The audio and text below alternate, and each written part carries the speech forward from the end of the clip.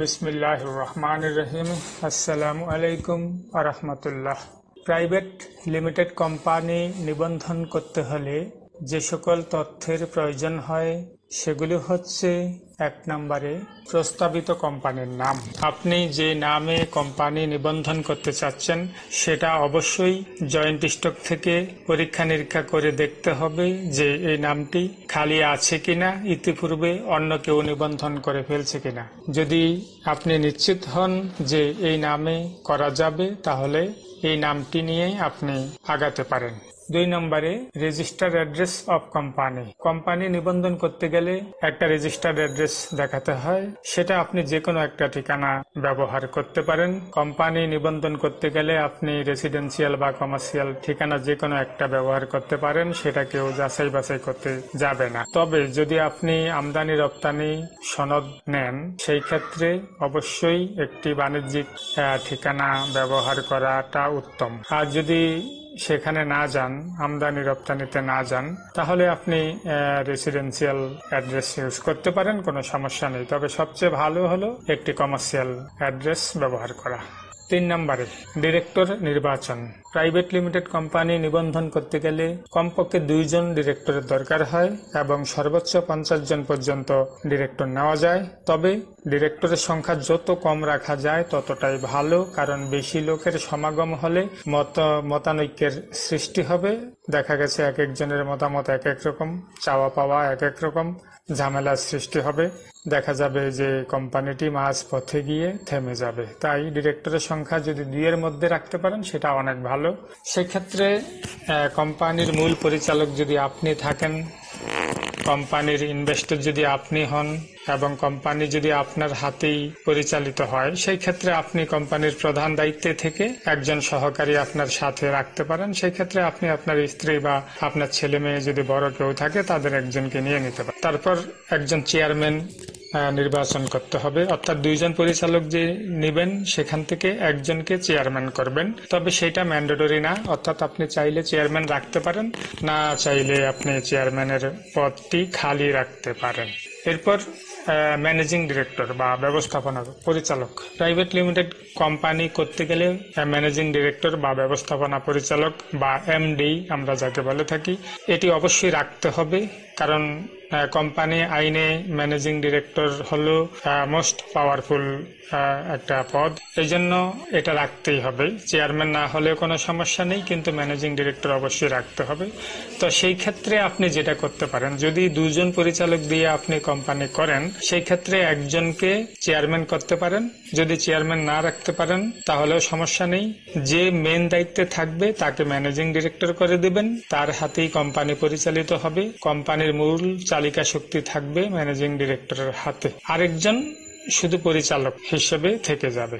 অর্থাৎ যদি মোট 2 জন পরিচালক নিয়োগ দেন, সেখান থেকে একজন ম্যানেজিং ডিরেক্টর হবে, আরেকজন পরিচালক বা ডিরেক্টর হিসেবেই থেকে যাবে, চেয়ারম্যান লাগবে না। তারপর অথরাইজ ক্যাপিটাল বা প্রস্তাবিত মূলধন বা আমরা যেটাকে অনুমোদিত মূলধন বলে থাকি, এটা নির্ধারণ করতে হবে। এটা মূলত আপনার কোম্পানিতে কেমন ইনভেস্ট হবে, কি পরিমাণ ইনভেস্ট হতে পারে, এটার উপর ধারণা করে একটা দেওয়া হয়। এটা আসলে আন্দাজেই দেওয়া হয়, এটা কম বেশি হলেও কোনো সমস্যা নেই।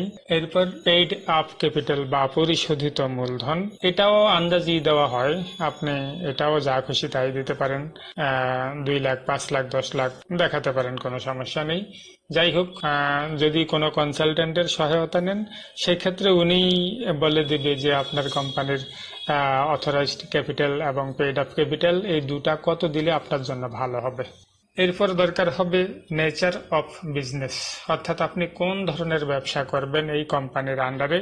যদিও এখানে কোম্পানির মেমোরেন্ডাম অফ অ্যাসোসিয়েশন যখন তৈরি করা হবে সেখানে 40 থেকে 50টি ব্যবসার ধরন দিয়ে দেওয়া যায়, সেখান থেকে আপনি যেগুলো সম্ভব করবেন আর যেগুলো সম্ভব না সেগুলো না করবেন, কোনো সমস্যা নেই। তবে মেমোরেন্ডাম অফ অ্যাসোসিয়েশন তৈরি করার সময় সেখানে এমনভাবে ব্যবসার অবজেক্টগুলো ইনক্লুড করতে হবে যাতে ভবিষ্যতে আপনি যে কোনো ধরনের ব্যবসা করে যেতে পারেন।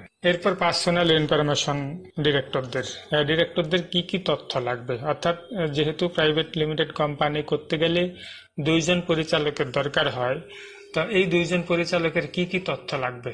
এক নম্বরে নাম, তার এনআইডি কার্ডের মধ্যে যেভাবে তার নামটি দেওয়া আছে ইংলিশ ফরম্যাটে সেভাবে দিতে হবে। তারপর পিতার নাম দিতে হবে, মাতার নাম দিতে হবে, তারপরে একটা ঠিকানা দিতে হবে, প্রেজেন্ট বা পার্মানেন্ট যে কোনো একটা ঠিকানা আপনারা দিতে পারেন।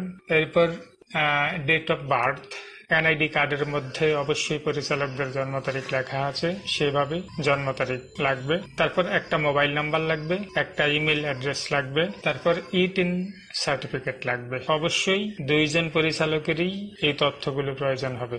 এরপর এনআইডি কার্ড নাম্বার লাগবে, তারপর কারেন্ট ফটো অর্থাৎ বর্তমান সময়ের তোলা 1 কপি ছবি এবং স্বাক্ষর।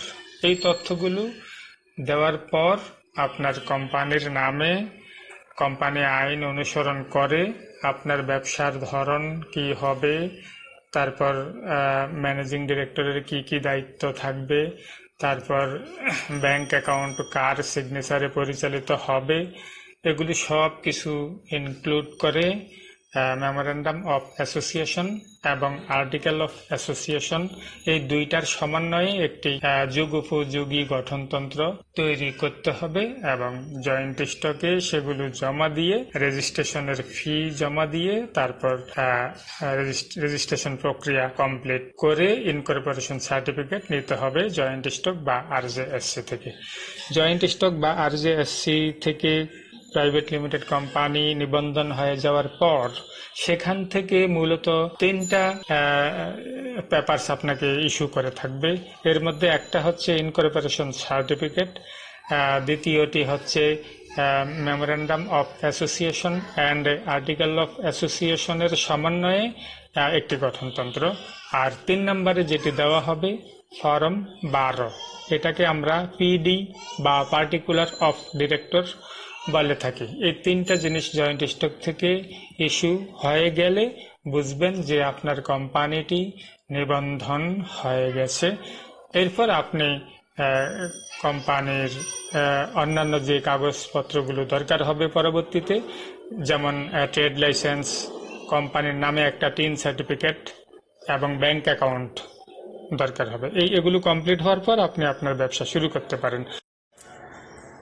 জয়েন্ট স্টক থেকে প্রাইভেট লিমিটেড কোম্পানি যদি নিবন্ধন করানোর জন্য কোনো সহযোগিতার দরকার হয় তাহলে আমাদের সাথে যোগাযোগ করতে পারেন। আমাদের নিজস্ব লিগ্যাল অ্যাডভাইজরি ফার্ম রয়েছে এবং সেটি ঢাকার কাউরান বাজারে নিবন্ধন অফিসের পাশেই আমাদের অফিস। তো আমরা প্রাইভেট লিমিটেড কোম্পানি নিবন্ধনের ব্যাপারে সর্বাত্মক সহযোগিতা করে থাকি এবং বিগত প্রায় 15 বছর ধরে আমরা অতি সুনামের সাথে এই সেবাটা দিয়ে যাচ্ছি। তো যাই হোক, যদি কোনো সহযোগিতার দরকার হয় নিবন্ধন সংক্রান্ত এবং নিবন্ধনের পরবর্তীতে যদি কোনো জটিলতার সৃষ্টি হয়, সেই ক্ষেত্রে যে কোনো সহযোগিতার জন্য আমাদের লিগ্যাল অ্যাডভাইজরি ফার্মের সহযোগিতা আপনারা নিতে পারেন। তো দেখা হবে আমাদের অফিসে ইনশাল্লাহ। আসসালামু আলাইকুম ওয়া রাহমাতুল্লাহ।